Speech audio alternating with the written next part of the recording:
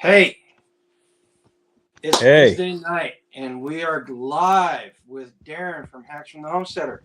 Tonight, we're going to talk about building that second pillar of modern homesteading, modern self-sufficiency. And I could not help but think that Darren is the guy that we need to talk to and get some lowdown from because he is the Swiss Army knife of our community, and he has so many different skills that he's got that he's living it. He's not just up here talking about it and pontificating. He is actually living it. Before we get started, we got Starla and Terminator and Eagle Lover are in chat right now, and if you guys got any questions, uh, go ahead and type them in the comments, and we'll try to work them into the conversation. Okay, so for anybody that doesn't know you on a pretty personal basis, Darren, why don't you give people a little bit about your background and how you came about having the skill sets that you have. Just a quick overview. I was a real shit when I was a kid. What I did, I always had a mechanical operational brain. It just, I wanted to see how everything in the world worked. I got a pretty cool little tool set. Back in the late '60s, early '70s, you got real tools to Mm-hmm. give to kids. A handsaw and hammer and all that. Well, I had commenced to cutting the all the six legs off the new couch. I had it upside down, and I've had box fans all apart. And it got to the point where my dad would say, "Okay, now put it back together and make it work." You get in trouble the first few, but it's like, okay, he's seen that this kid wants to learn it. Let's see if he can learn it. So that's kind of how I started life out. In my teenage years and up into my early 20s, till I went into the Air Force, I couldn't keep a job. And he was getting frustrated. It's like, why can't you keep a job? Well, I had figured out early on, it's like they'll pay you to learn how to do a job. And I just quit and move on to the next one because I learned everything I wanted to learn at that one. And once he figured that out, it's like, okay, he's starting to know more than I am.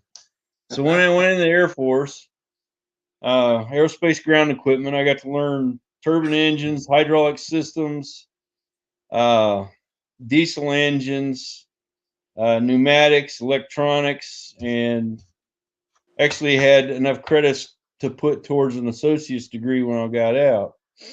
But I got to learn all them systems and how things work. Uh, so later on, I was able to apply those into other aspects of it. And we got out of the Air Force.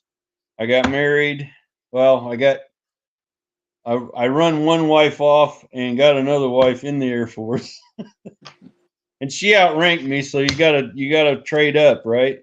Right. So she came back with me to Kansas City. I met her in Germany, and she's from the Pittsburgh, Pennsylvania area. So we made a life there. We had three kids, and come time for the kids, everybody was out of the house. We had this big house down in Kansas City, and we looked at each other and it's like, this is stupid. They got all these rules. We're paying all this money in taxes and big electric bills and all that, and nobody's here. So we jumped ship, and that was when we were leaning in towards the prepper community, and there was a network down there, and that's where we met Chris and then Billy Bond. So we went in together and got this property. Actually, Billy brokered the property deal, and I couldn't stay and keep the house down there and try and operate up here, so we just bailed out and came up to the property. And we had been gardening and kind of starting towards that self-sufficiency life. Sewing machines. I don't know if you can see any, but there's enough around here. We were already repairing clothes. My daughter does a lot of sewing. She's actually selling memory bears now as her big proper project, and she's doing quite well with that. So all the kids got to learn how to garden and split wood and heat with wood and all that. And So you've been on that property for quite a while, so the living a modernly self-sufficient lifestyle has been. I mean, you guys have been doing it for quite a while now too, haven't you?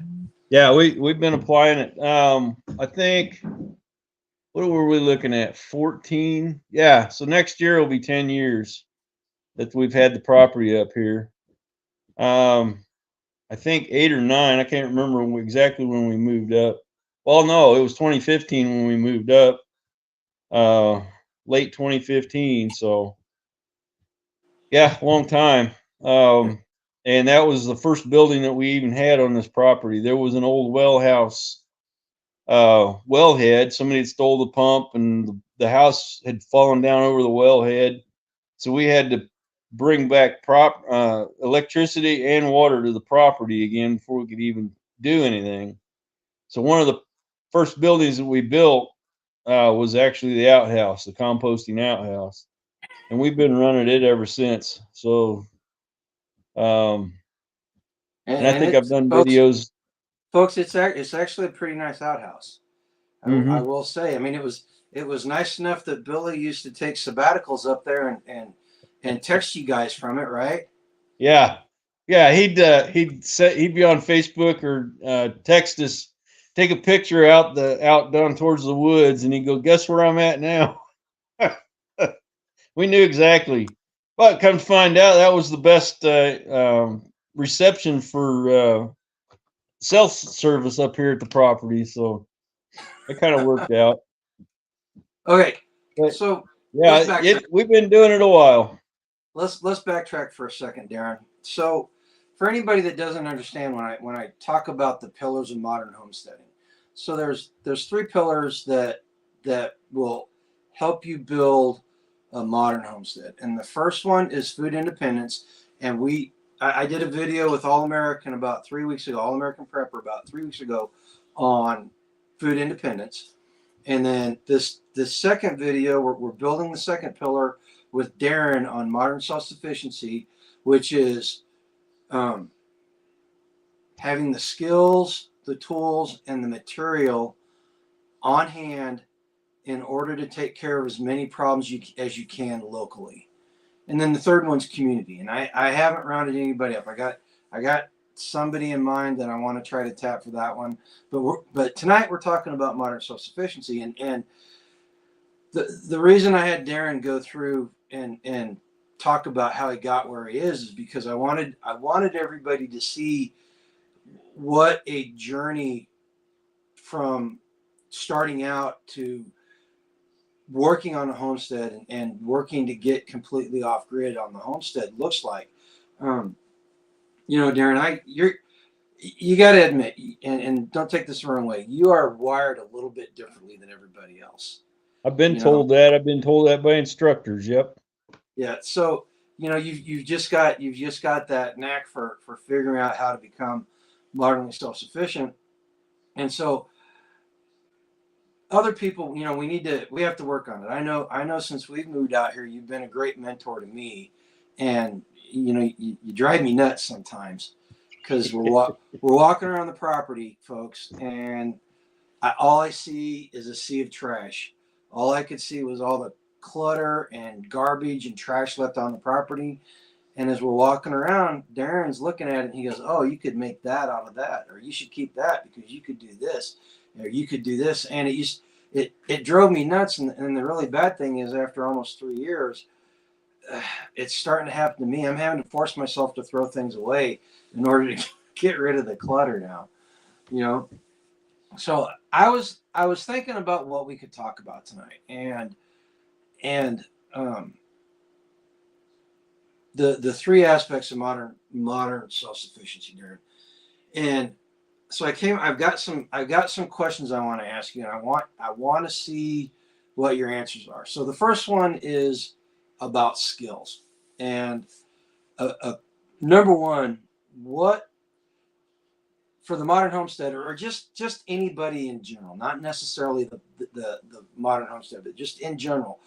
If you could make a list of 5 or 6 skills that you have found are essential for getting things moving and getting things built on a property, or you're in a new house or something.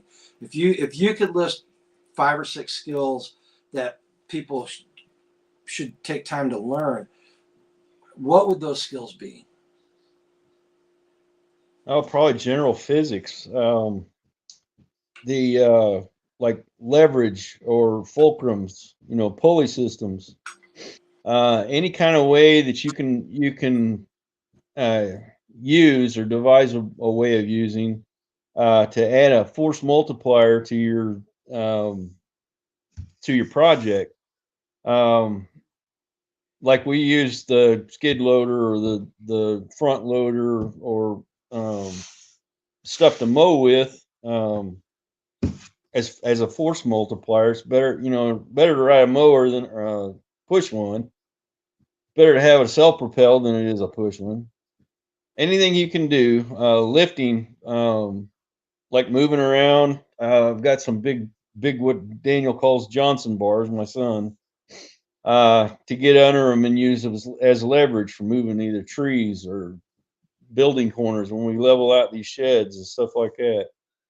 Um, Another thing is a decent use of tools for many different trades: of carpentry, plumbing, masonry. If you can find somebody that's doing a project, just volunteer your time, go out there and learn it. I've got a project coming up with our block basement, and anybody who wants to learn how to do masonry, we're going to probably have a homestead rotation and get everybody out to learn that. I've got quite a few of the tools already. I can put people on there and give them a few instructions, and zoom, they go. And yeah, if you can get involved with any of those projects within your community, your friends, or even some VOTEC schools will bring in help like that just to get the job done. You can actually learn some that way too. Uh, Probably another thing, and like you said, was the having things on hand. We're cleaning our neighbor's property up. We lost him back in October, and he really wasn't in a position to get anything organized. But we're still friends with the wife, and she's adding us a lot of the screws, coffee cans, and nails and stuff like that. She's just like, they're not even going to mess with it. They'll probably load it on a pallet, and it's just a lot of work. She's just wanting to liquidate it because she's down in Arkansas now. But yeah, just on and on as far as force multipliers and being able to speed any task that you got up. I would suggest doing that. Well, and Billy Bond from Permapasture, when he's talking about it, he used it during the processing class that we watched him give there at Self Reliance, the very first one, and he made the comment that when you learn these skills, you don't have to become an expert on them, but you should be able to hold a conversation about them, right? And Yep. and that's one thing that I've come to understand, that you don't, especially when you've got that third pillar of community, you don't have to become an expert in everything. You just got to be able to navigate it well enough to get from point A to point B, and then um, you've got other people that can help you. And so you talked about gathering these skills, the learning about leverage, carpentry, masonry, the basic construction skills Mhm. as a skill set.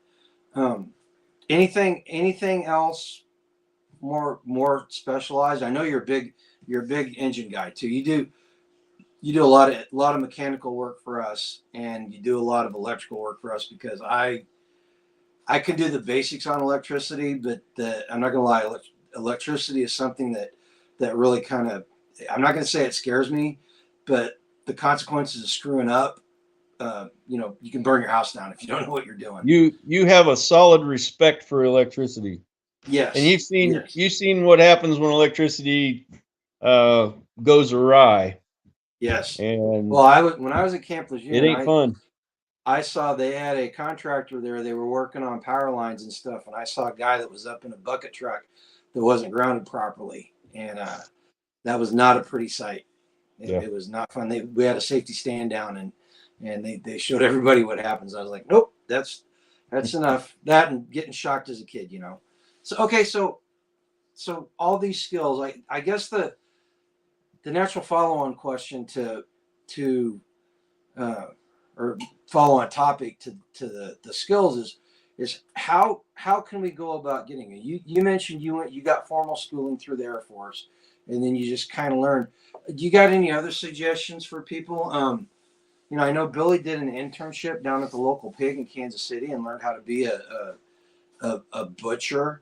Hmm. Uh, any other ideas? And how would you suggest somebody go about trying to get internships on anything, butchering or just anything else?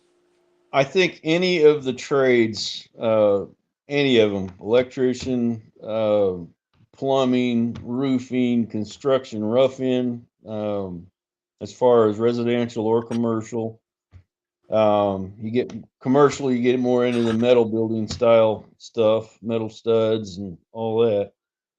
But I think any one of them, you could actually get your foot in the door, like I did years ago, as far as hiring on as a job to learn that job.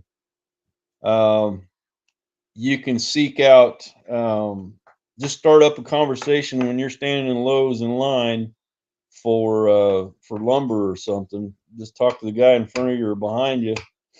Usually behind you, because you can control the conversation when you get up to the register. But just kind of find out what they do, and then start from there. If he's a plumber, or if he's a general contractor, or whatever. And he might, if he was a general contractor, he might be able to get you, 1, 2, 3 days a week or whatever out there and spend time learning the system. And almost everything is attainable. I would say you have to be oh, really in a deficit as far as IQ level to not be able to learn these skills. And You got to be teachable but too. yeah, You yeah, you got to got have to an be able. open. If you're willing to learn, they'll actually figure out the way to get you taught. I know teaching me was a little different from most kids in school, but you had to have my attention. But yeah, you'll spark up conversations there if you're in the grocery store or whatever. You're talking to the butcher. How did he get started? Um, maybe there's not too many grocery stores that have a on staff butcher anymore. Everything's shipped in and they just throw it on the shelf and away you go. But yeah, auto mechanics the same way.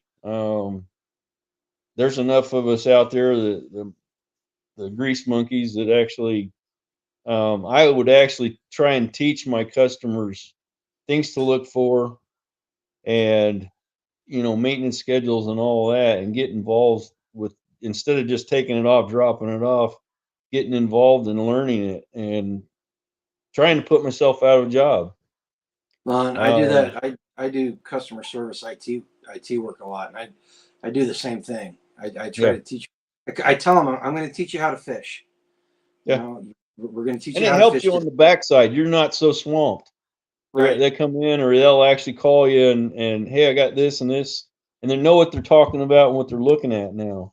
They're right. versed in that area, and they can hold the conversation like you said with you. So, um, yeah, it's just get out of your shell a little bit and talk to people, and there's all kinds of opportunities. Open the door and And you mentioned get to the community. learning that you want. Yeah, you mentioned community earlier, and Hmm. that one's a big one around here. Is I've learned so much just going and helping people. I knew basic carpentry skills because being a homeowner for so long before we moved out here, Hmm. but I went over and started helping tag work on his place, and he taught me a lot of the more intricate carpentry skills. And then we were building the cabin out there, and he would show me the basics of it, and then he would turn me loose. Which I'm not gonna lie, I was under a time crunch, and it was kind of frustrating because I wanted to get things done. But in retrospect, even though I hated that cabin, and by the time we decided to move here and not build it, I wanted to burn it down. I came to this place with some really good carpentry skills, and I mean, this room we're sitting in. I mean, if you go back and look at the videos, it was steel walls and rough floor and everything, and it's turned out pretty good. It's not finished yet. That's probably one of the hardest things about being modernly self-sufficient is actually finishing a project completely. Yeah. You know, but and so there's As that you way. can see on my kitchen building, I got the sheetrock, but it's not mudded yet. Just a little at a time. Yeah, that one I oh god, the only thing I hate worse than mudding is painting. I like doing everything else, but if I could contract out the mudding and the painting on a room, I'd be happy as could be. Yeah. That's one reason why Angela's learning how to mud and learning how to paint. She'll get the first coat of paint on, and then I'll go in and finish it up and everything. And there's another thing about getting skills is mentors. Did you growing up? Did you have a mentor? Did you have somebody that was there teaching you? I had many. Actually, my friend's dad up the hill. He was kind of a self-made man. He was a pilot for Braniff Airlines, and he got all his oceanic licenses to be a ship captain down in Florida. But yeah, he learned all them skills of sheetrock and electrical and all that, fixing up the house. And Kevin, his son, wasn't really into it, but I'd kind of hang out and help him do this or that, and actually learn that way too. So it was actually the neighbors doing their projects that I learned at the young age. Yeah. Hey, before we go on, I want to everybody that came in the chat, and if I didn't say hi to you, I apologize. I was sitting on my notes page, and I missed a whole bunch of people that came in. All American Prepper showed up, and who else we got here? We got Rabid Coyote showed up. So thanks for showing up. And there's Chuck Peoples in the house. There's another guy. There's a guy right there, man. He's all about teaching them skills, man. In fact, That's the guy to learn from. Yep, we're in the process of getting Chuck out here. We don't have a date, and I think they're trying to shoot for sometime around the spring Midwest Gardens Festival. But I've seen him give the class several times. I've never taken the class, but I've seen him take it or seen him give it at different festivals, and he does a really good job of teaching the medical skills, which I think we can both agree. Being on the homestead, those are really important because first responders, you are your own first responder on the homestead. Yeah. Since we're talking about skills, that first aid, basic first aid, and basic life saving skills, it's probably a really good one to have. I know I've got scars all over my hand where I got in an argument with the table saw or did something stupid, skinning a deer. So you got to learn these things. So and that's another great way of getting skills is actually paying for classes. I'm a huge advocate. I'm a huge advocate of paying an expert to share their knowledge with me and teach me their knowledge. Because if you can't get it for free, you go buy it. YouTube University is another great way to get skills. I've learned a lot using YouTube and figuring out how to do the basic on YouTube and then applying it.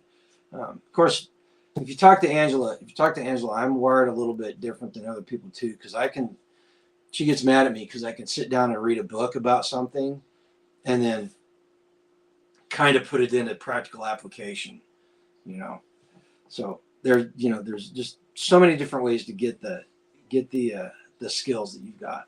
Uh, Terminator says, I learned how to split stone and build fireplaces. I love painting. I use clean and repaint apartments. Used to clean and repaint apartments in a seniors building. More power to you, because I do not like that painting. In fact, when I do the outside of the house, I'll spend more time taping it up just so I can power spray it instead of hand painting it. Okay, so we've gone over acquiring skills. Yeah, just see, Joseph G says YouTube has saved me thousands of dollars. Mm-hmm.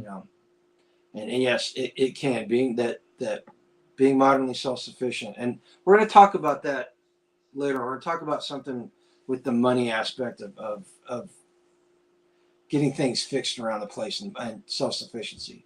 We're going to talk about that later on. Yeah, Scaines is in the middle of redoing her laundry room right now. In fact, she was tearing down ceiling tiles last night.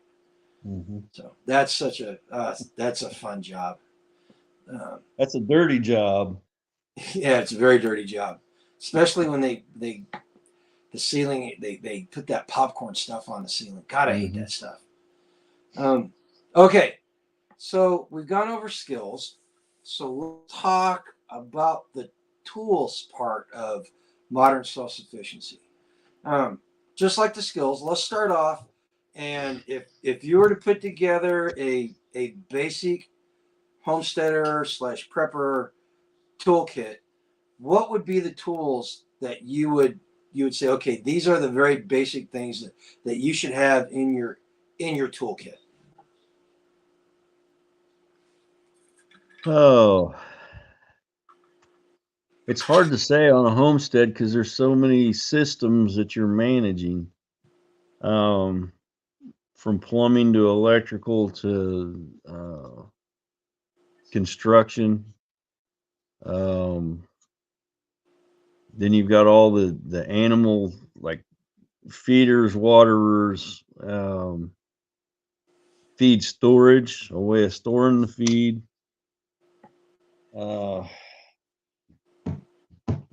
Gone. I would say What I've got going on here. mm-hmm. I put together bags. Well, I think I got about everything out of here now. But this is going to be a big one, a tape measure. I've got a tape measure in every building. There's one in the vehicle, and because you're always measuring for this or that. Is this feeder going to fit in this space? Right. Or when I'm building a nesting box, is it going to fit in this part of the wall? I know in the spring we'll be building a new rabbit hutch and getting the rabbits out of the turkey building. So I don't know what I'll do with that, but my number one thing that I think everybody should invest in is battery operated power tools. Mm-hmm. Drill, saw, impact drill, sawzall, just a basic set of rechargeable battery operated tools. Simple fact is, on the homestead, it's number one, you may not have electricity. So you want to be able to take your tools any place. You don't want to drag out 300 feet of extension cord to go across the property either. So Yep. So that personally, that would be my first one.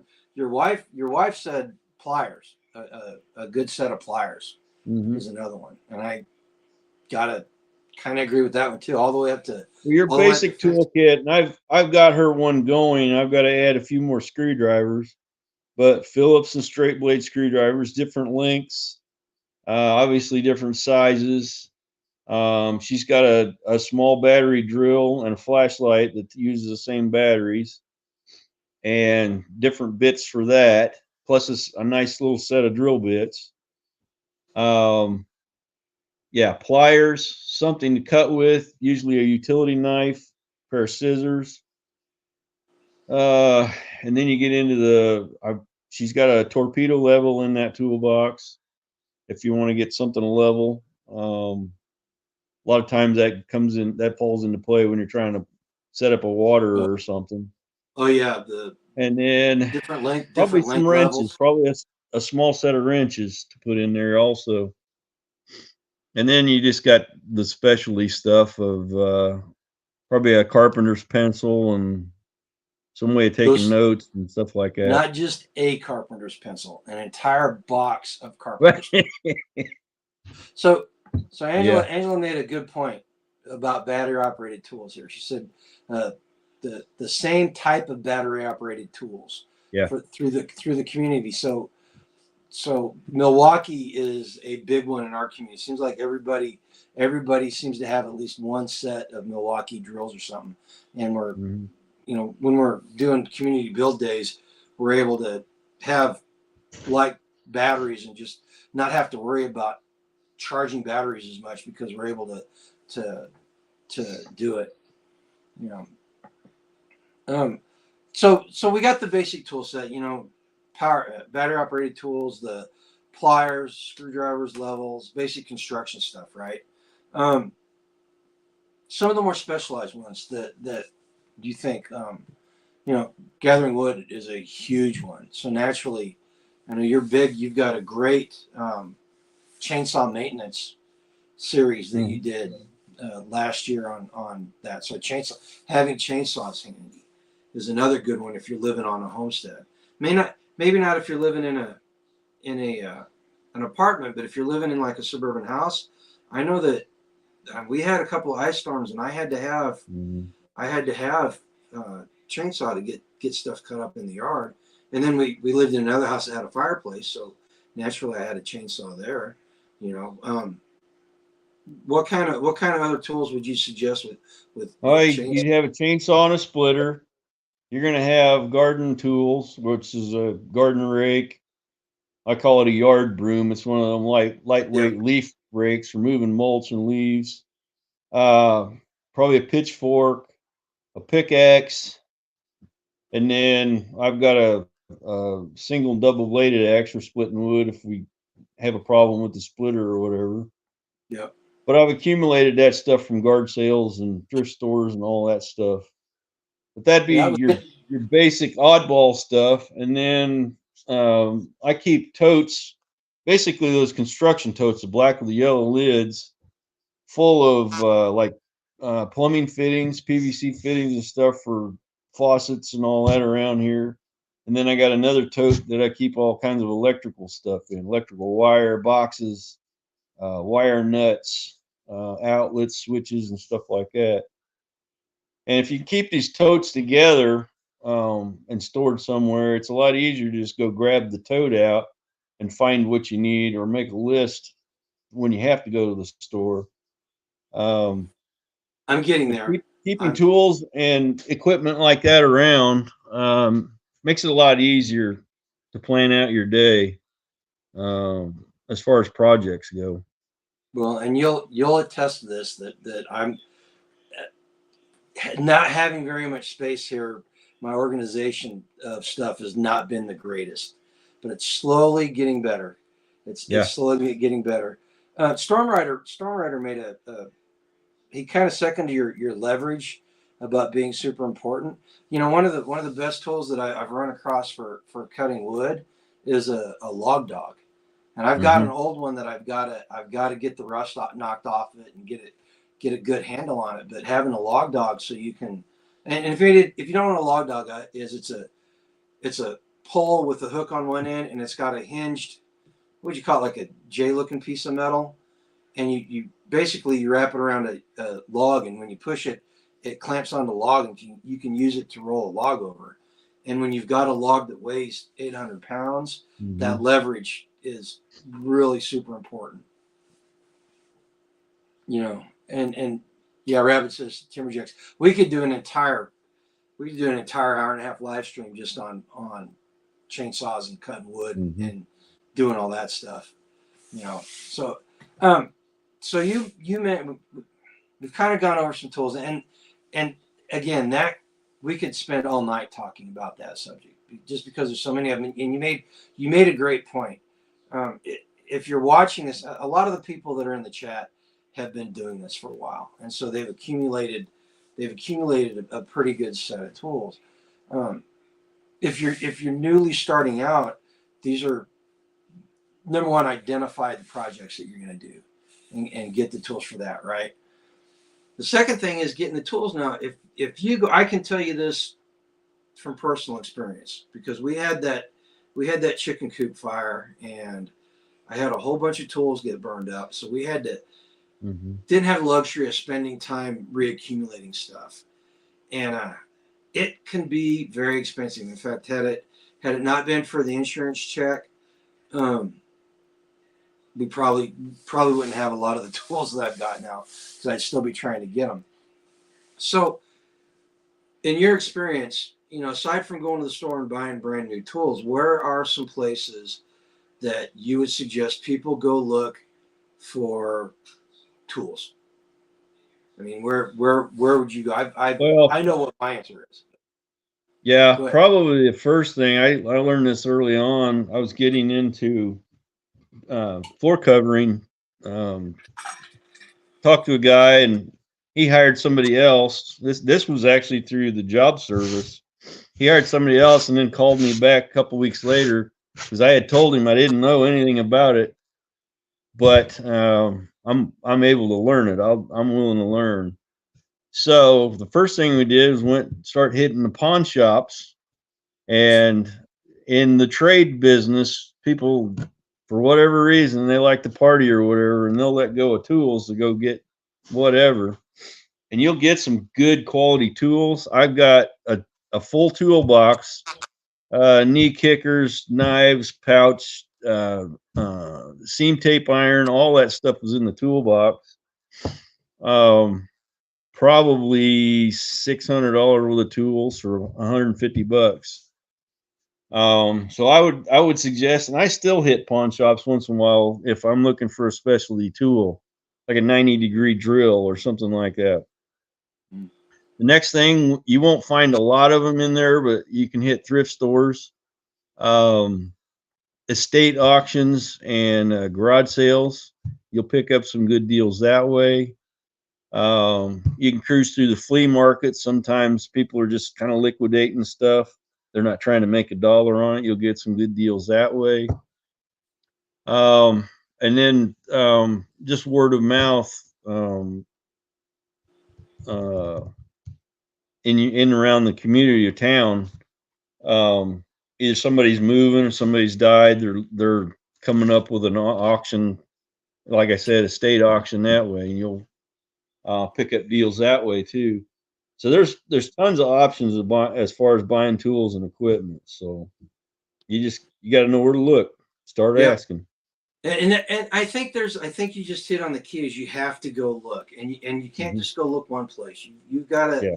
Yeah. I used to, when we lived in the last place we used to live, I would take a Saturday, one Saturday a month, and I would drive around to all the secondhand stores and pawn shops and everything, just to look and see what they got, because I might run across something I like. I got, my Milwaukee drill set it was a $400 drill set, and I got it for $100 at a pawn shop.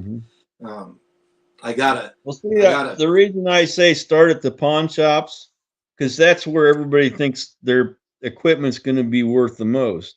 So a lot of the stuff, okay, it ain't that old or whatever, they'll go to a pawn shop before they go anywhere else to try and get the most money out of it. Well, they're not going to get the most money out of it because the pawn shop owner knows what it's worth. Right. Okay. So I have to share this comment because G-Ma Merkel hit it right on the head. Find somebody that's getting a divorce. I'm not going to lie. Angela was a real estate agent, and she used to hate dealing with divorced people, but she always came home with some of the best stuff that they just wanted to get rid of it, and they didn't care. So yeah, I got some really good tools that way.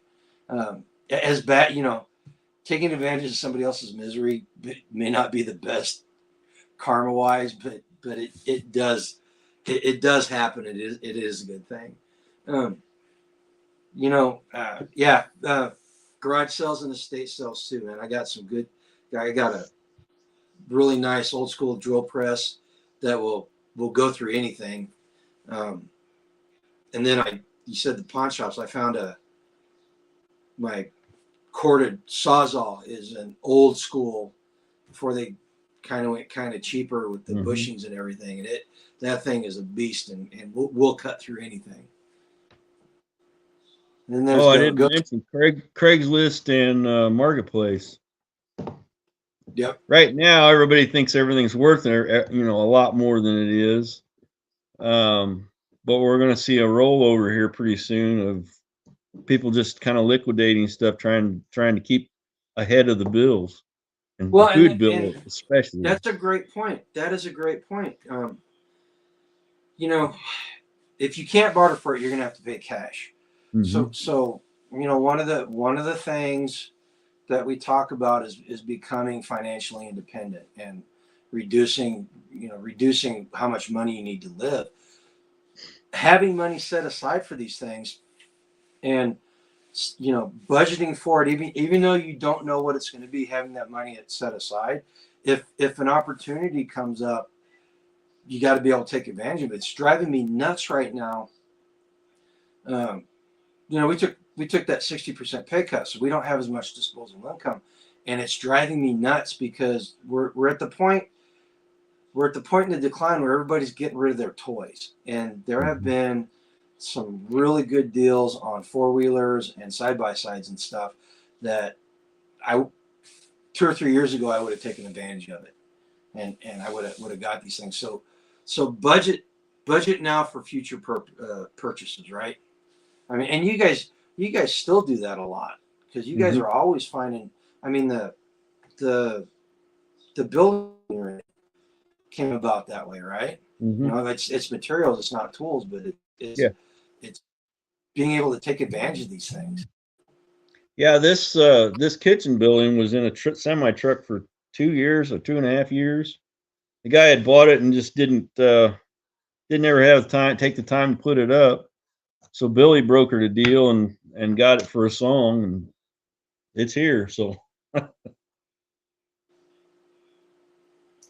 So Angela's saying we've got a 4-wheeler and a side-by-side that need to be fixed. Well, you need more than one.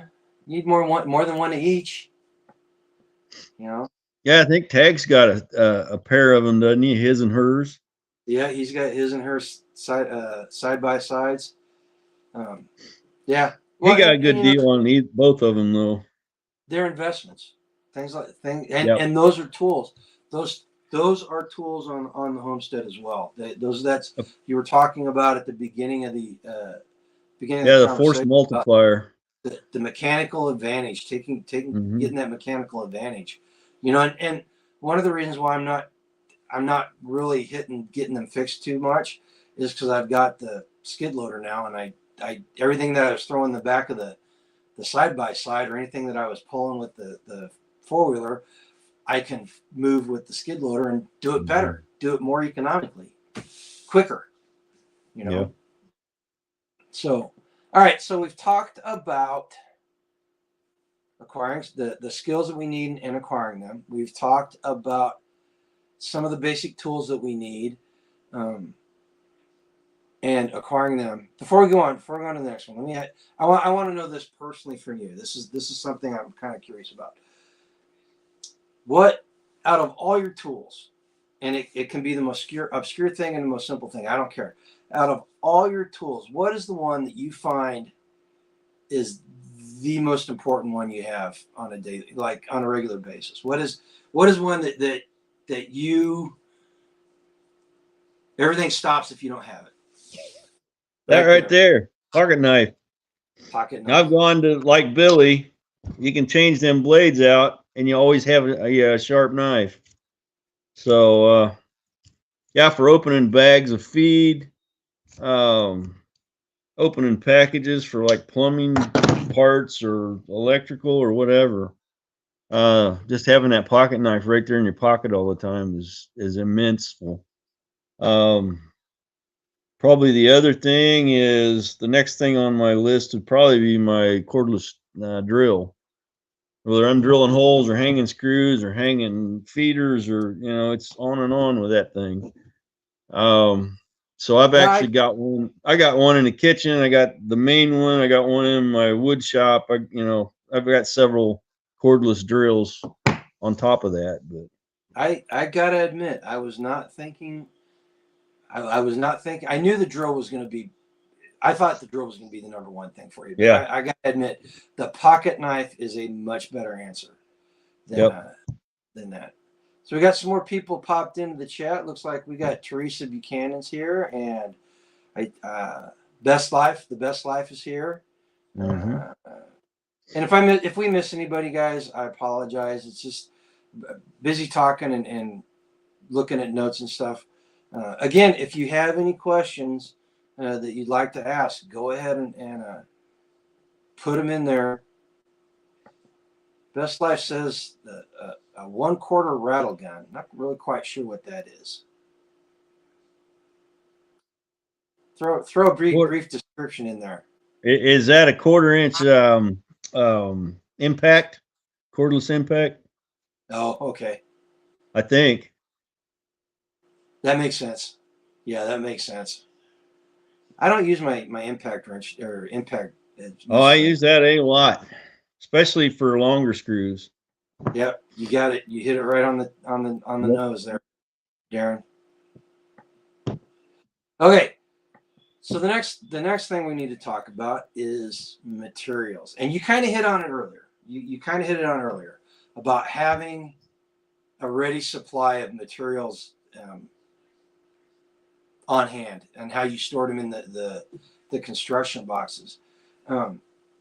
Any materials that you find that you go through more than any other thing? I know around here it's screws. If I could have 300 pounds of T50 screws or T25 screws on hand, and I would have it. I would keep them on hand constantly. And so screws are probably the biggest one around here. In your mind, what's some of the best materials that you can keep on hand if you're trying to run a household or have a homestead? Trying to do things that's always usually in the summertime when you're really busy is when I'm thinking of things. And probably not too many people think of it, but garden hose repair ends and the splices that repair the middle of a hose. Mm-hmm. Whether you go to pull on it and it catches something and pops a hole in it, or like I was out here weed eating stuff the other day and I forgot I had a hose buried to the greenhouse and I cut it clean off and it was still had pressure on it spraying around. Oh no! So I keep it a bucket full of those repair ends, and I'll fix garden hoses down to where they've got like 10 repair kits somewhere in it. And then by that time, it's like, okay, I'm going to take this section and make a splice hose for something else. So the ones that I get are reusable. So I can take them back apart, throw them back in the bucket, and have that. But fencing wire, I always keep a roll or two of that around. Man, that stuff's Extra T-post, extra lumber, 2x4s and 2x6s. I had a pretty nice collection going when I burnt my wood shop down. I had ricks in the upper above where the table saws and stuff were storing lumber. I'd go in and buy like 10 or 12 or 15 2x4s at a time. Just not because I had them for a project, but if I had any extra cash to load in, it's always better to have assets than it is cash in my book any day. Right. So I start collecting that kind of stuff. I've got to go over now. There's actually 2 piles of 2x6s I got to pick up. They've been used. They've got holes and stuff in them, but they're still at a decent length that I can still reuse them for something else. They're probably just going to get thrown away, so I got to go pick them up. But you run across those deals all the time too. So if anything you can accumulate, T-post or roofing tin, just find a place to stick it. You'll be called a hoarder, but you know what's the difference between a hoarder and a very intelligent guy that went and bought a warehouse and stores all that stuff? You know it's the what same thing. His stuff's organized. That's all. the difference between a hoarder and somebody like that is a hoarder buys the stuff and with the intention of using it and never uses it. Mm-hmm. We moved into a place where they were hoarders, and you've seen what it was like here whenever we moved in. So these people were hoarders. My suggestion with materials would be make a list of the projects you think you're going to do, and kind of prioritize them. I mean, you know as well as I do that priority lists on a homestead last about 5 minutes, and then something happens, and it gets juggled around. Yep. Um, but make a list of what you think you're gonna do, and then start getting those materials. And the prepper in me is always like, instead of buying one of these, I'm gonna buy four of them. Mm-hmm. And so you get these things because you never know, and especially, and I hate to sound black pilly and stuff in this conversation. There may come a time when we can't get the stuff. I don't know if you remember what lumber prices were like and what lumber availability was like during the lockdowns in 2020, 2021. But they got the cost of a piece of OSB went up about 6 or 7 times, and it got hard to get 2x4s for a while. Yep. So having them on hand, and if you're living in a suburban house or an apartment, naturally you're not going to have the storage space for this kind of stuff. Owning land or owning a big lot gives you a lot of room to stack stuff. I got a space over by the outbuilding where I keep wood and tin and stuff that can sit outside for a while. So buying it, getting it when you can, and prioritizing and figuring out what you're going to need. Like I got not a great big selection of shark bites for plumbing, but I know I'm going to be doing some more plumbing. So instead of buying the bag with 5 in it, I bought the bag with 20 in it, knowing that I'm going to use them later. So that would be my suggestion there. Now, let's talk about acquiring these materials, because that's a fun. The acquiring the materials is when we start getting into a lot of bartering and doing the fun. It's fun. Let's admit it. It's fun. Finding the stuff and getting it is fun, because it's, if you're a guy, it kind of hits that hunter that hunter part of your brain, and you're like, I went out and found this. So what are some of the ways that you go about, aside from outright purchasing things? Where are some of the places you look for finding good deals or finding materials that you need? Well, I've been doing every year we did the Christmas things for a little while, or Festivus, the gift giving. I would actually go, I was accumulating those. What did I get? The hand grinders, the bracing bits, the hand drills, all the antique tools that I was restoring to gift away, draw knives. There are these little antique stores. I guess they call it, they're more of a flea market sometimes, where they got these kiosks, and you'll find some of them in there that had, these guys have accumulated all kinds of old tools, antique tools, and you can pilfer through some of those. There's one down in Topeka, is that honey hole. You got to dig for hours to find things because they just got it piled in there, but you get some really good deal. That's where I got that little hand grinder that I think it was a Craftsman from the 40s. That's the one that got passed around all that year. Yeah. I don't know. I think everybody had their hands on it, stealing it from somebody else At some point.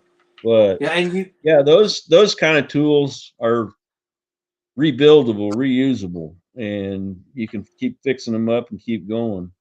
well, But you just touched on something that we should have talked probably about. the word of mouth. Yeah. If you got enough friends, they start talking about, oh, there's this auction coming up, or I've got a friend cleaning out his stuff in a garage sale, and he's just getting rid of stuff. Yeah. Yeah, pop in and see what you can get.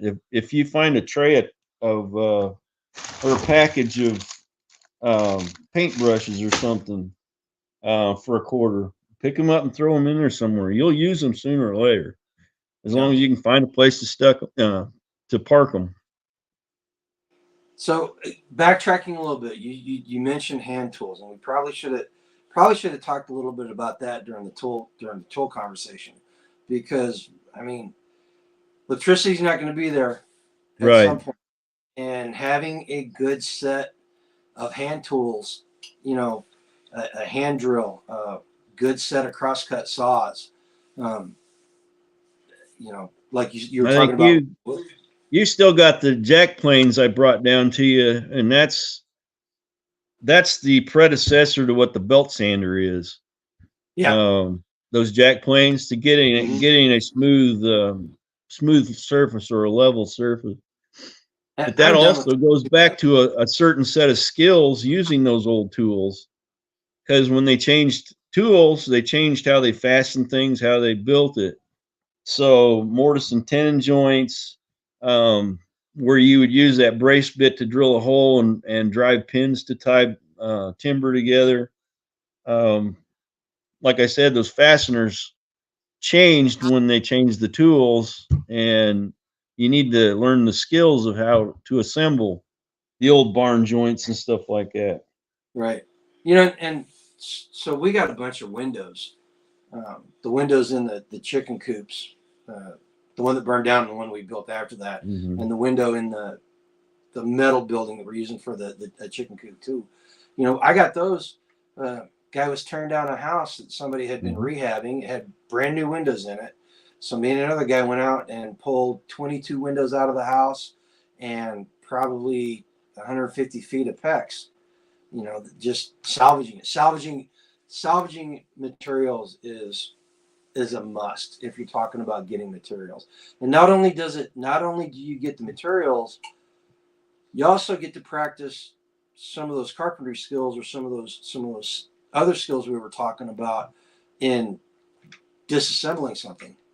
Because it takes just as much skill to properly disassemble something as Mm-hmm. it does to put it together. Oh yeah, if you see like a dumpster, as guys they're getting their windows replaced or something, pull in the driveway and ask them what they're going to do with them.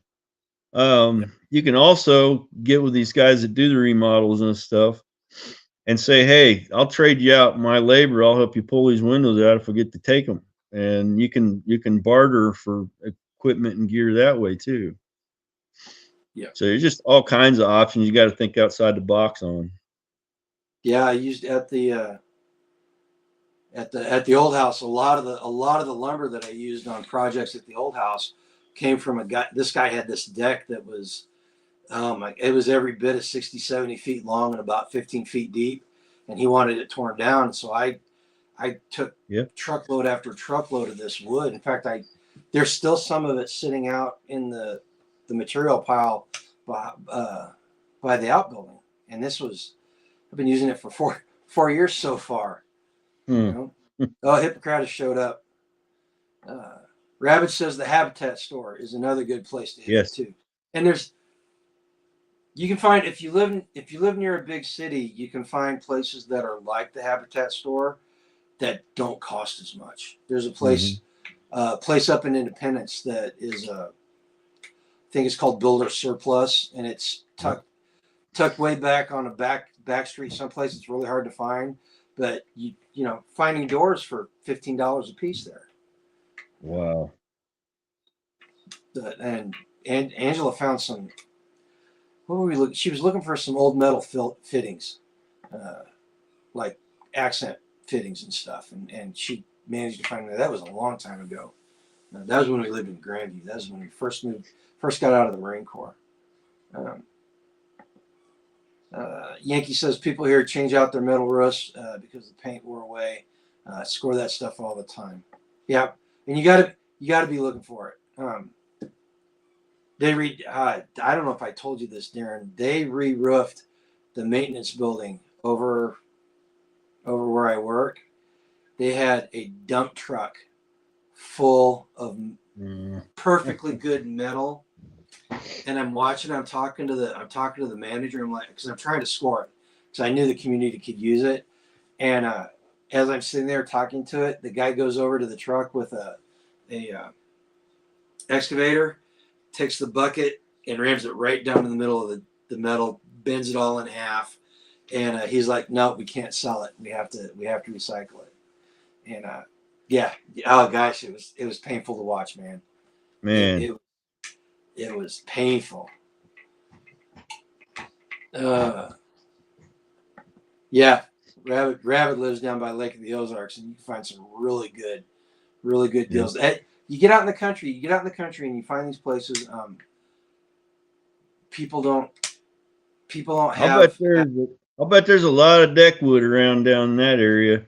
Yeah, All the lake houses. you know. And if anybody's looking to start a business, here's I will share this with you, and I've been trying to talk some people into doing this around here.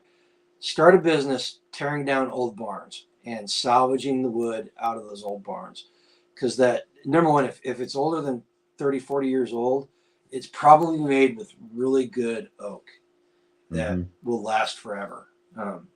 And the metal, the metal fixtures for the doors and all that stuff, man, people in the big city love that, and they will pay really good money for authentic barnwood with paint on it. Yeah. They use it to siding inside their houses. They use it as wall covering in their houses and stuff, and they want it with authentic lead based paint on the wood. Um, you know, so yeah, so there's, if anybody else, if you guys got any other ideas about getting this material, I mean, the only limiting factor is your imagination. Hmm. Seriously, auctions, garage sales, estate sales, people that have died, thrift stores, flea markets, all these places are a great place to uh, find material. Online auctions, especially if you live in a big city or near a big city, are great for materials. And you can find, I found barbed wire, like military concertina style wire for dirt cheap. All this other stuff. Oh, Darren's looking for some. Yeah, I'm gonna put a heater up in here. Oh, it's getting a little chilly. Yeah, a little bit. No, I had one in here. Can Squatch says lots of scrap mobile homes around Missouri, and Starlet says, "Yep, free recycle." There's another thing, is upcycling and recycling things. Like I said, Darren drove me nuts for the longest time, looking at things and going, "Hey, you can reuse this and do this. You can reuse it and do this." But it's a great way. It's a great way to reuse things, and all that. Let's see. Angela says materials are great when Lowe's and Home Depot clearance in January after inventory. Uh, yeah, we need to take advantage of that.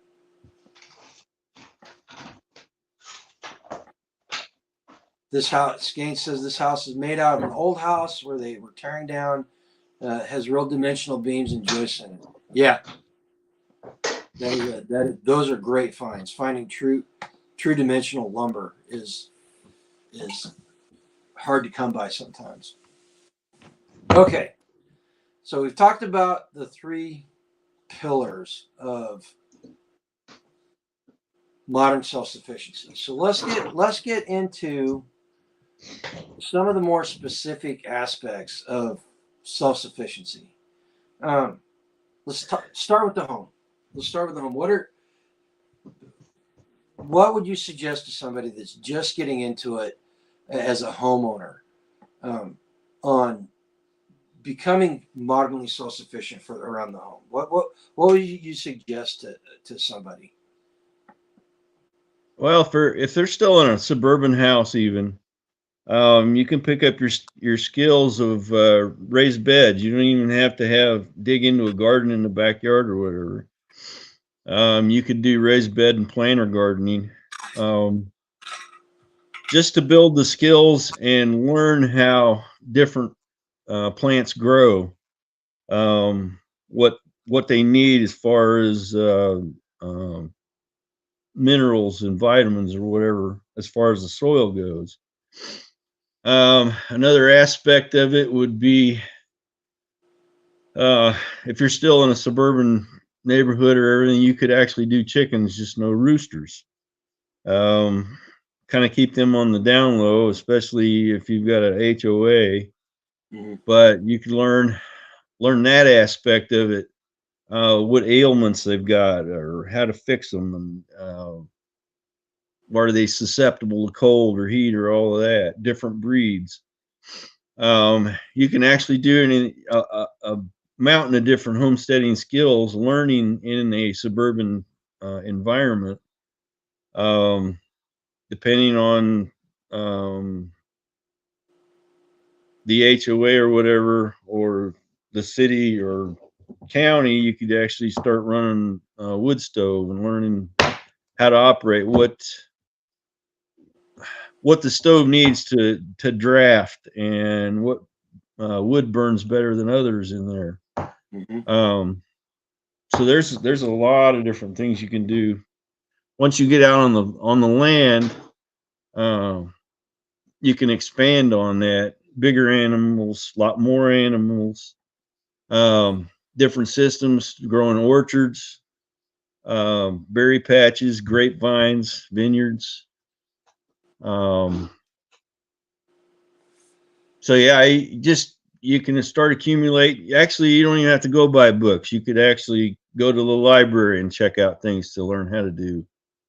Oh yeah. Just building your mental toolbox is what I would suggest. Any skill that That you can build and retain in knowledge, you'll be miles ahead when you do get to the land. So I'm a huge advocate of having a library, having a Mm-hmm. physical library with books in it. Um, you said you go to the library and do that. That is a fantastic way to start building your library, because there's a lot of books out there that really aren't worth the money. I mean, they're Right. just somebody just threw them together, and they're not the best. They're not the best in the world. But what using the public library, the advantage of that is you can get the book, read it, and decide if it's worthwhile, and then you can go look for that book at a thrift store or someplace like half price books or something like that. I in fact, I'm sitting here. I was looking for a specific book. You were talking about urban homesteading, and I've got a book someplace about building an urban homestead, and they talk about all the stuff you were talking about, and put it in a really good format with projects you can do in this. If I can't find it. Angela said she found another box of books out there that I need to go dig out, because I think I'm missing a lot of books that I used to really go to a lot. Um, you know, Rabbit's saying PDFs Yep. too. Uh, Jerry, the old prepper guy that passed away, and we ended up with his stuff. That was one of the cool things that was in his collection, was he had one of those thick 3-ring binders with nothing but PDFs that he had printed off the internet, and it is just loaded front to back with useful information. And you know you took the DIY home improvement a completely different direction than what most people think. Because learning the carpentry stuff and all that, that's Mm-hmm. you got to have those basic skills if you're going to be a homeowner. Either that, or you better have really deep pockets. And Yeah. that's one of the reasons why I learned a lot of the stuff that I learned along the way, is because we didn't have a lot of money, and I didn't have a choice. I had to learn how to change out a thermocouple on a water heater. I had to learn how to change out a water heater myself, and learn Mm-hmm. how to sweat the metal and do all that stuff. So yeah, but you took it a completely different direction, and there's like you made a great point that there's a lot of skills that you can learn if you're living on a suburban lot, that will translate if and when you move out that suburban lot and start getting land and stuff. Uh, Well, it Hippocrates. also makes you more valuable. Maybe you don't go buy the land, but you actually move into somebody that's already got the land that needs the help.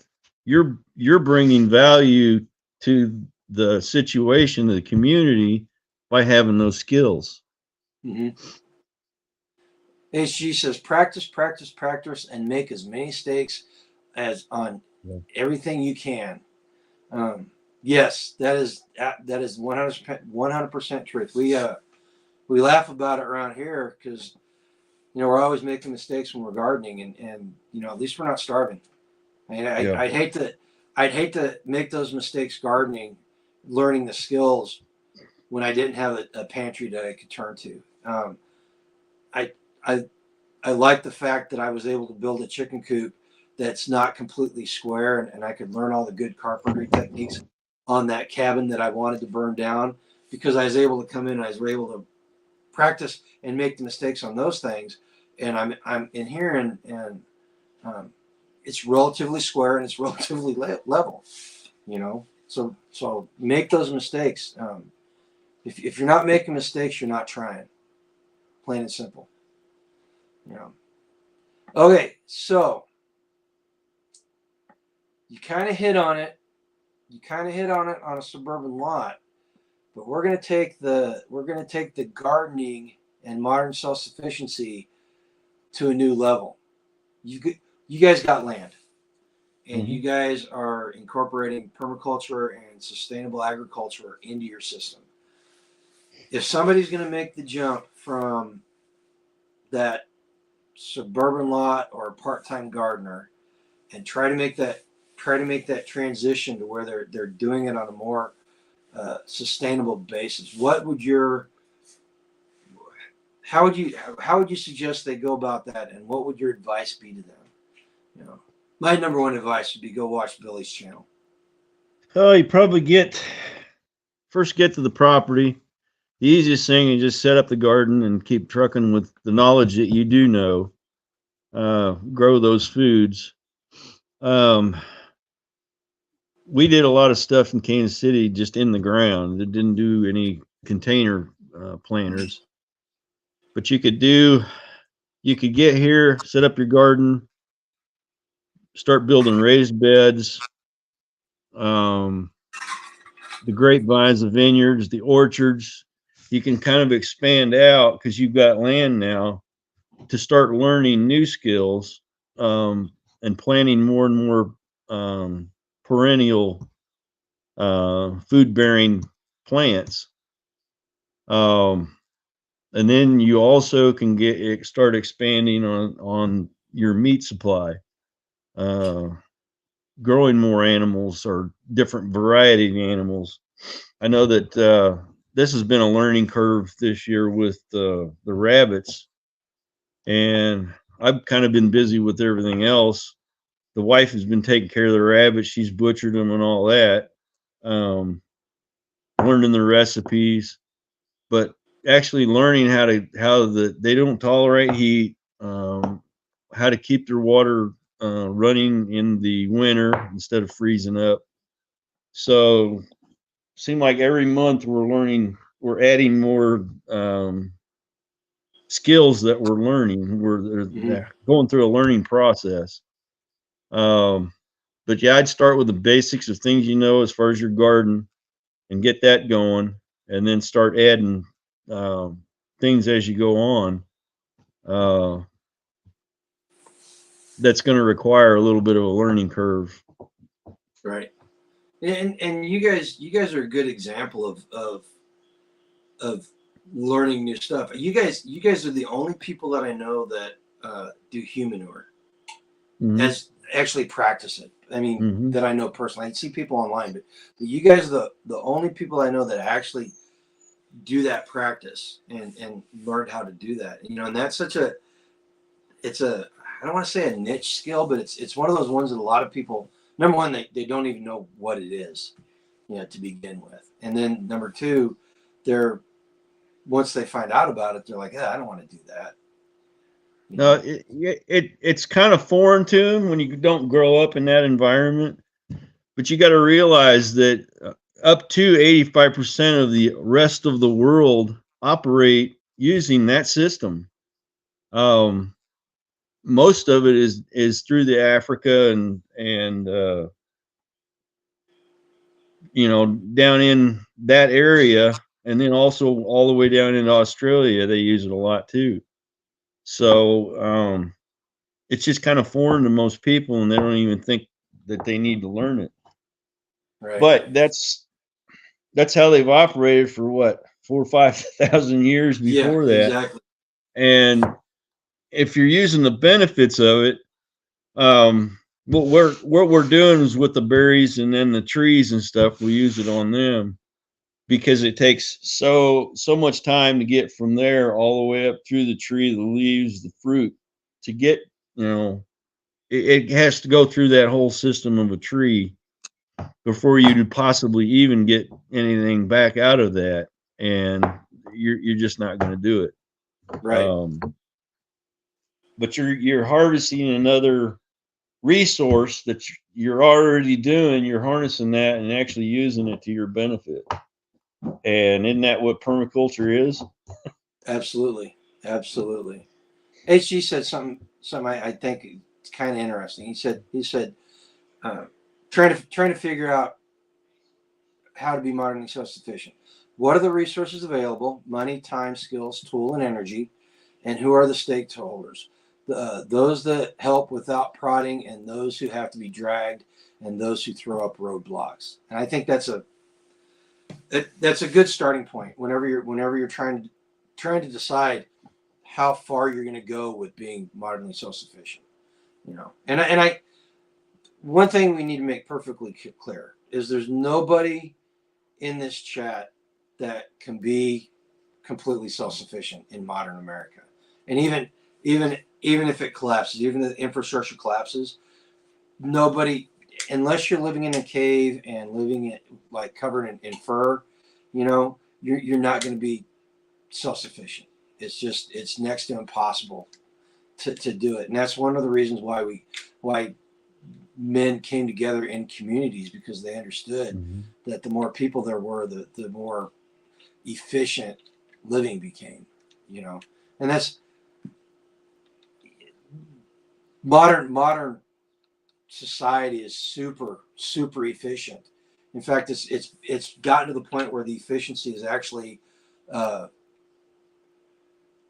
negative instead of a positive, in my opinion, right? And that's one thing we're through this conversation we're having, and the life that you're living and what we're trying to live, we're trying to make it so that efficiency does not weigh negative on us when it goes away, right? Starts out trying to save money and ends up trying to save your life. A little dramatic there. I'm not going to lie, a little bit dramatic there.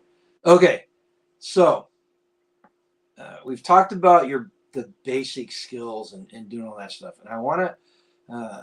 I was looking through something and talking about self-sufficiency, and they mentioned something that I really hadn't thought of, but once I read it, I was like, yeah, that makes perfect sense. Craftsmanship and artisanal stuff. Erin T. Scott just did a video the other day where she showed off some handmade cheese presses that she made, and these things are fantastic tools in and of themselves, just purely functional. These things are gorgeous. She did a fantastic job. Did you watch that video that she did? Yeah. You ought to go watch it. Yeah. You guys, you ought to go look up Erin T. Scott. She just did a video.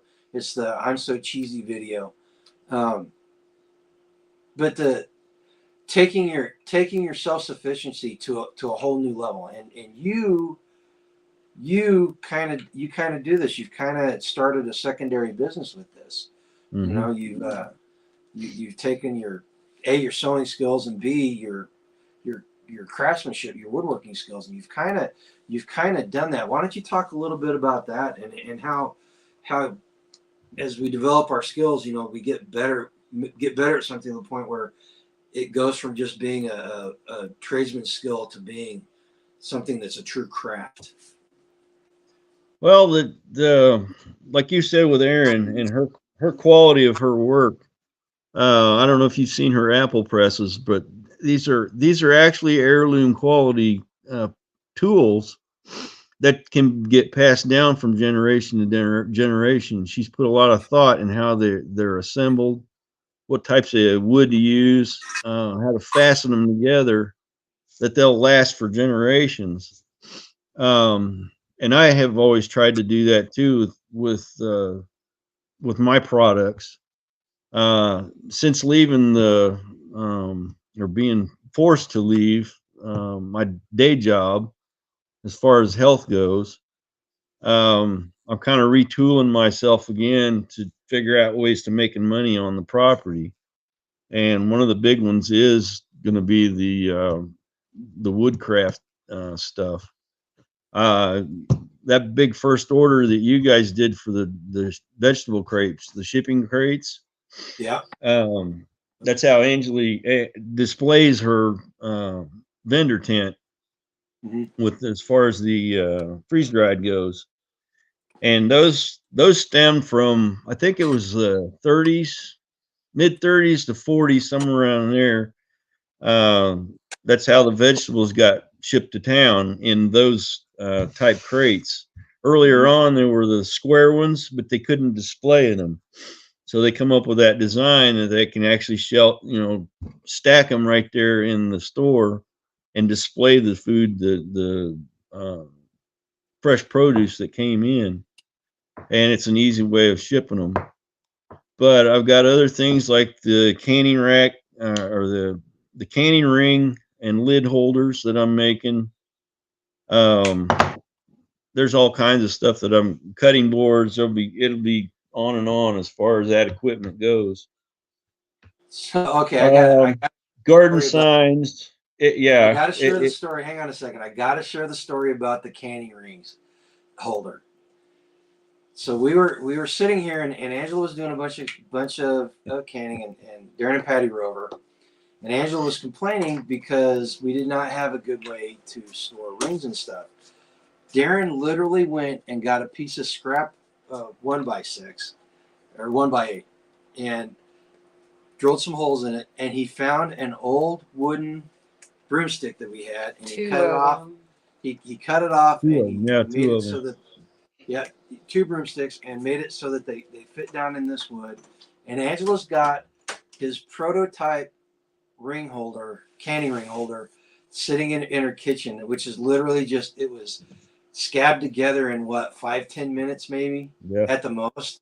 And so this is what I'm talking about, taking your skills and being able to turn them in. I can't wait to see how you do the, like, one that's actually purposely made like that instead of just put together, kludged together in a quick amount of time. I can't wait to see what they turn out or how they turn out. But okay, I'm sorry, I didn't mean to interrupt. But you mentioned that. I had to share that. It's just retooling yourself and having those skills or developing them skills enough to where you can actually make money doing it. And anything worth doing is worth doing at the best quality that you can put out. And if you have that goal in mind that it's going to become an heirloom that gets passed down, you tend to take a little more time and thought putting into that so that your product, that's something we've lost in this country, is taking pride in your work, giving a shit about what you do. If we had a lot more of that going on, we wouldn't have a lot of the problems that we've got. Right. Nothing irritates me more than picking up somebody that had a tool and I'm grabbing it, and say it's a screwdriver. You got to run it in a cheap screw, and the screwdriver strips off before the screw even does.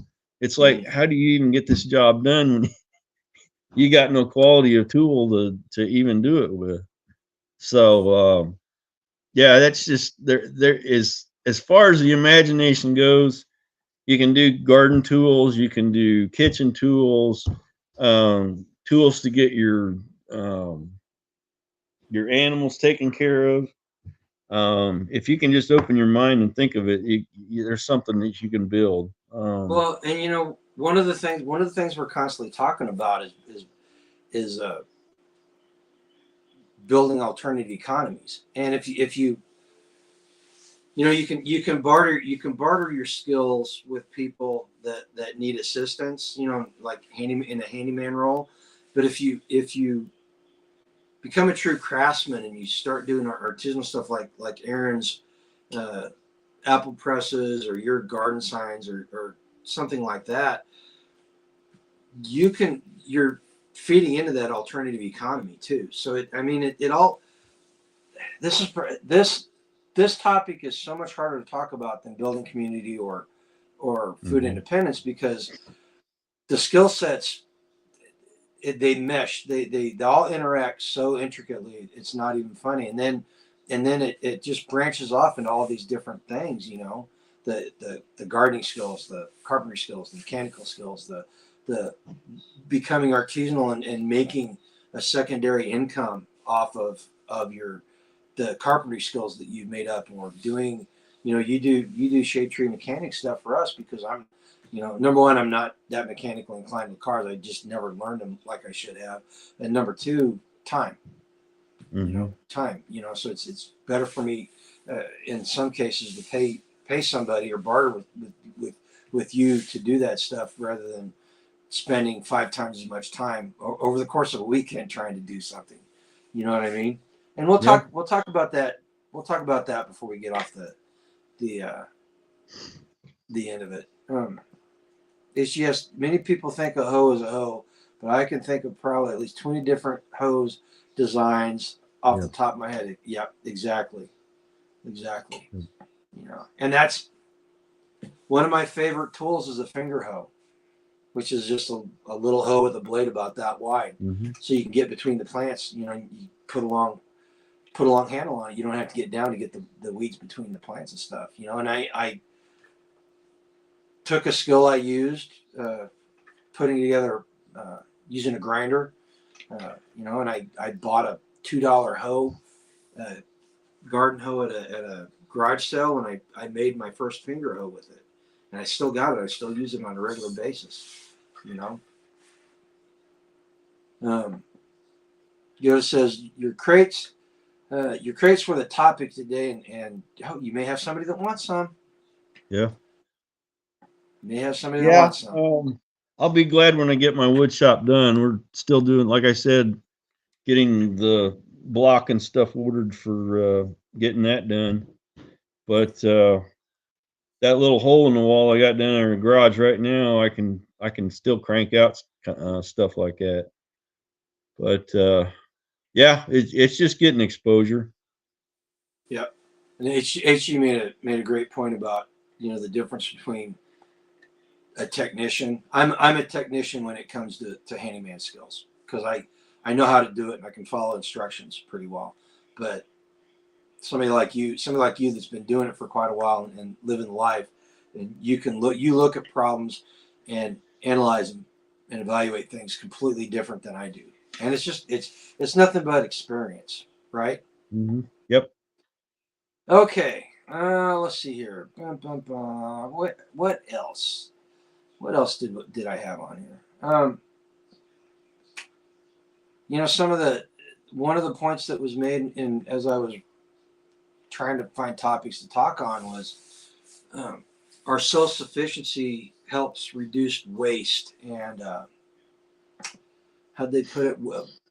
Waste reduction and recycling, and Hmm. that's a huge one in modern self sufficiency. My grandma, you know, she she came of age as a young adult during the Great Depression in the Dust Bowl, and she was a big one on uh, repair, reuse, recycle. Those were her three big things, and you know she never threw anything away that she could use. I remember she crocheted. Remember in the 1970s they had the beer can hats Hmm. where that you cut the tin and then put holes in it and then she made those for my older cousins, you know. And so uh, what's your thoughts on the whole waste reduction recycling aspect of being self-sufficient? And that's what we've been looking at now. We still use a lot of canned goods that are tin cans. So I'm going to start. I got to cut a couple of barrels. We're going to start collecting them. I did a few years ago, and when I burnt down my wood shop, those bins were out on the outside of it, and I burnt them up. And I just haven't replaced them. But we're going to be able to take all the metal that we accumulate every month, every 2 months or something, and we'll be able to haul that to the metal recyclers and get a little money that way. Mhm. But I've also been looking at different ways of reusing that steel to turn into other products or projects um, that would have been going to the landfill anyway. So Right. either way, that metal's going to get used one way or the other. And as far as plastic jugs, plastic lids, and stuff like that, um, a lot of the ideas of using recycling that stuff, you can peruse through Pinterest and see all kinds of crazy uh, reuse ideas for products. And a lot of them you'll see them ended up on Etsy for sale, and there's a money stream there that somebody has made. So the more that we do this, the more that I don't want to throw anything away, because in one way or the other, it's going to get used again. And the more often you can do that, uh, the less money you're actually investing in resupplying stuff that you already had. Right. So, Well, and from personal experience, the key to that is getting to a point where you can do all these. You got time to do all these projects. yeah, Time and because I'm not gonna lie. The last 2 years, I've been almost solely focused on trying to get this place cleaned up. And running out of energy halfway through it doesn't help. But you get to the point you can start doing all these extra things. The saving the rainwater, recycling rainwater, gray water systems, great way to recycle water that you're using. Uh, it just so many things you do. I just took almost 1,000 pounds of metal to the recycler this weekend, and it's gonna the money's gonna go towards getting something else that I'm going to use to do another to work on keeping another skill up to date.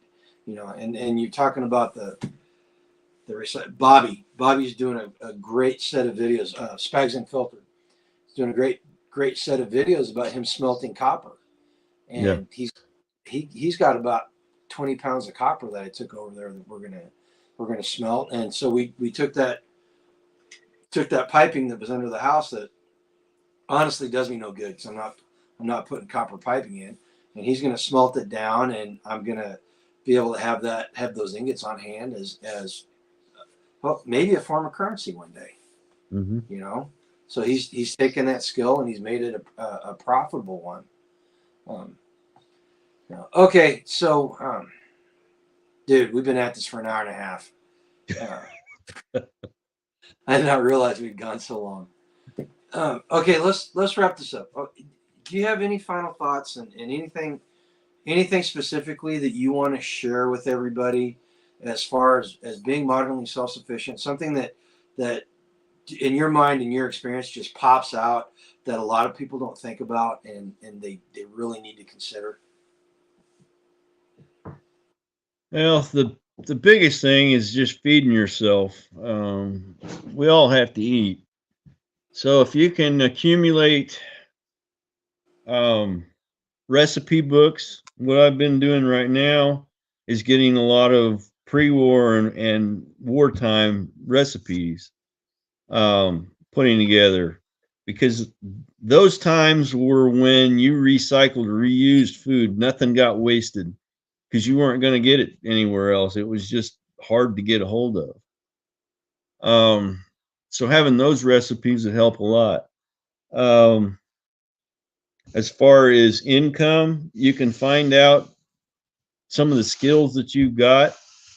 And if you've got a certain skill, if it's woodworking or metalwork, forging, tool making, um, just find out the things that you have an interest in, you're learning, or actually how to do it, if you can have these skills where they'll create alternate streams of income, and you keep reducing your debt load, you'll get to a point where you have all this free time because you don't need that job to pay for everything anymore. Everything's taken care of. So that's your biggest goal when we keep talking about go live a life done free, is getting off of that treadmill, that hamster wheel, and doing more things for yourself and your community. And once you're able to get to that point, it just takes off from there. But you've got to be sufficient. In a modern society, we have people that take care of our sewage system, or the electricians that run the power plants, the plumbers. There's all these services that everybody's taking care of, and when you start living self-sufficient, you're wearing all those hats now. You're monitoring all them systems. So if you can do things to make that overseeing that system, make it run smoother, it'll help you out in the long run as far as monitoring everything. Let's see, that's income, it's feeding yourself.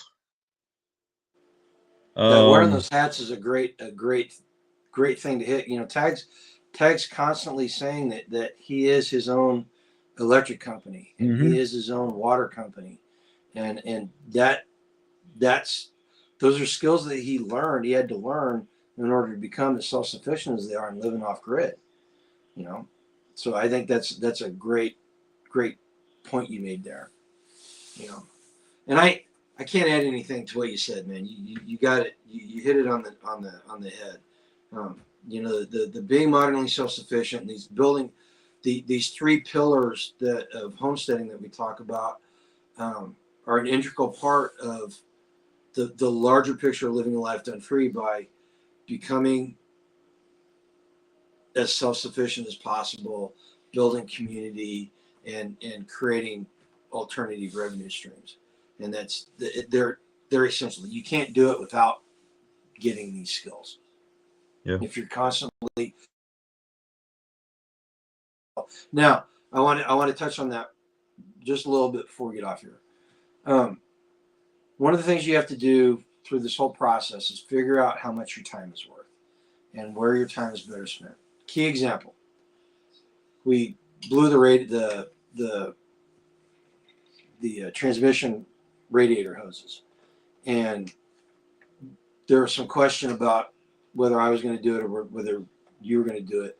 And you know, I ended up wanting you to do it because it's something that I could have done myself, but where it took you as somebody who's arguably an expert on the matter, where it took you 3 or 4 hours to do, and the vehicle was only down for an afternoon, I would have done it, and it would have taken me at least a full day, if not 2 full days, of doing it, just because I didn't have the experience, you know. And if things are different, and I've got the time, and I've got a third vehicle, and I'm not down a vehicle during the work week, yeah, maybe I'll do it with the next one. We were talking beforehand about the U-joints on the Jeep. I can't tell if they're going out or not. I need somebody with expertise to look at it, but I think that's a task that I could probably accomplish over the course of a day by myself, because I know enough. I've got enough skills in the mechanical portion of it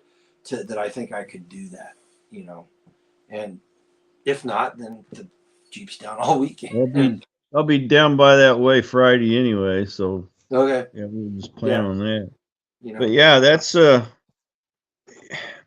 you can look at things and you know it's going to take more time. It might be worth your time management to actually spend the money and get that job done while you're handling something else. Well, Tag's a big proponent of that, managing your time. I forget what he calls it now, as far as I can't remember now.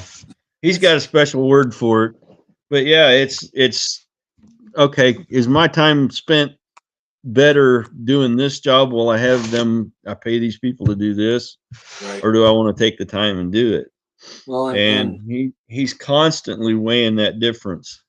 as the great philosopher Harry Callahan said, the man's got to know his limitations. Yep. You know, learning Yep. learning skills is important, but whenever you get to a point where you're on a time crunch or something has to be done right and you don't have the technical expertise to do it, you got to bite the bullet and you got to suck down your pride if that's getting your way, or you got to come up with the money to take care of the problem the best way possible. Eagle Lover says energy currency. Energy currency. Yep. Energy currency. So, all right. So you about ready to wrap it up? Eagle Lover Yeah. says that Angela threw the flag on us and told us to shut down. No, Eagle Lover, it's me. I have found that once I hit about an hour and a half on a live stream, I've covered 95% of the topics I want to cover, and it just kind of starts sliding around every place. And then plus, quite frankly, people that watch it on the back end, once you go over an hour, you really start losing people. You know, that's why try to get the meaty portion of the conversation in the first 30, 40 minutes. Right? So that's what that's about. Time management. You know, energy currency. How is it best spent? Before we get off, do you have anything special going on with your channel or anything you wanna promote? Your side I've got all these videos I've got to drop. Yeah, I haven't done any videos. I've just been busy, and you know how the festival circuits were going. Mm-hmm. So I got a bunch of videos coming out. About ready to get the website locked down and running. I've got it up. I've just got to tweak it and then tie my domain to it. That'll be Grasshopper Creek Farms, and with the intention of that being the sponsorship for the support of my YouTube channel. It hosts the channel. All my products will be under Grasshopper Creek Farms, and I came up with that name because the creek that runs behind the property is the name Grasshopper Creek. Oh, really? But yeah, I've got that. I'm in the middle of getting some books finished up, so I think I'm writing 5 different books, and I've got some ideas for other ones. So I just got to get these dropped. But yeah, there's all kinds of things coming. We've been talking about butcher classes and stuff. That turned out to be a good one there at Kentucky Sustainable that me and Billy put on. Yep. Might be doing a sheep class or something next year. I'm not sure if we've got a festival circuit to go to next year, but yeah, I'm just trying to take care of getting these buildings. We'll have at least 2 because we don't have to go very far. Yeah, exactly. So there's that. I can't think of anything else. I just got all kinds of stuff. I got irons in the fire here on the property and trying to get them taken care of. So, yeah, Hacks for the Homesteaders, the YouTube channel. Same with Instagram. Darren Strong is my Facebook page, and I think I've got an X account. I don't know. I've got other ones, but you can just drop me an email if you got any questions or anything. But yeah, go over there. If you guys aren't subscribed to their channel, go ahead and go over there. He does some great self-sufficiency stuff, and you know, we need to support each other. As far as us, excuse me, our online store should be updated within the next day or 2.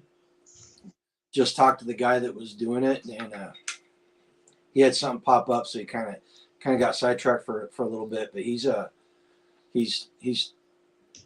back on track. He said it should be done here in a day or 2. So all the stuff that we've got for sale now is on. Well, not all the stuff, but the stuff that we're going to sell online is going to be there. As far as I'm like you, found it extremely hard to make videos during the festival season, and it took me until this last week to get to the point where I wanted to make videos anymore. You know, because it's hard. It's hard on the mind and the body. And I've got some videos in the pipeline too, some homesteading stuff, and then some of full spectrum preparedness. Exciting news. Looks like maybe on January 3rd, we're going to have a Without Rule of Law live stream. That's the new, that's the replacement for, where is it? There it is. The replacement for Conflicted. And I've got two people that are going to be great guests lined up. I got a third one who's going to be a new guest who I think is going to be really good on the panel too. I'll tell you offline who it is. I don't want to ruin the surprise.